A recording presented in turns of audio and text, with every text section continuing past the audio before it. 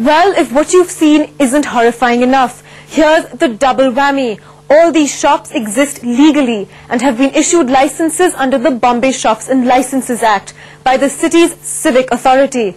The BMC is aware of what's being sold here and says it can do nothing about it. They insist they only hand out the licenses to run the shops, and whatever else is being sold within it is simply not their problem.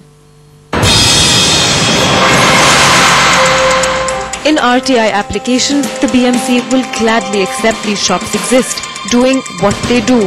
But ask them why these illegal businesses run out of BMC property are not being shut down, and this is what you will hear. हमारा directly no control over them, क्योंकि हमारा तो कुछ, हम तो खाली जगह provide करते हैं। उनको कुछ सजा नहीं मिलती है अगर ये सजा देना वो तो कोर्ट मैटर है, वो तो It's this pass the buck attitude that has wildlife campaigners like actor John Abraham baffled. We forget out here is I'm not talking about gold, diamonds or nuggets. I'm talking about a living being. It's like selling your child in a marketplace and saying that you want a white child, you want a black child, you want an Asian child, I'll pull out a child for you. It's as sad as that. If an NDTV can go there and take stuff on a hidden camera, means, for God's sake, it's happening. John, the face of the PETA campaign against animal trafficking, recently wrote to the State Minister for Forests asking that Crawford Market's illegal ways be put to an end. He is still awaiting action against his letter. But if previous instances are anything to go by, little will happen. 10 years ago, the Bombay High Court set up a committee to suggest ways to bring the illegal trade at Crawford Market and in all of Mumbai to a halt. Even that committee, by its own admission, is a toothless panel.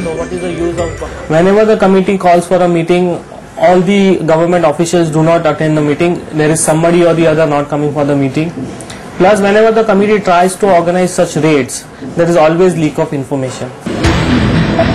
A lack of interest on behalf of government agencies that are allowing the trade of animals protected under various national and international laws. And if all of this wasn't enough, the government's losing more than just endangered animals. It's losing money. Those legally importing pedigree dogs and other exotic animals are required to pay customs duty, something these traders simply do not do. Evident from the letter written to PETA by the Ministry of Environment and Forests. The ministry says in the past 2 years it has not cleared the import of any protected species. But one visit to a market like Crawford Market could show the ministry officials just how openly that claim is a blatant lie. And so, till the state and central governments decide to honor their own laws, the pawning off of our wildlife seems set to continue.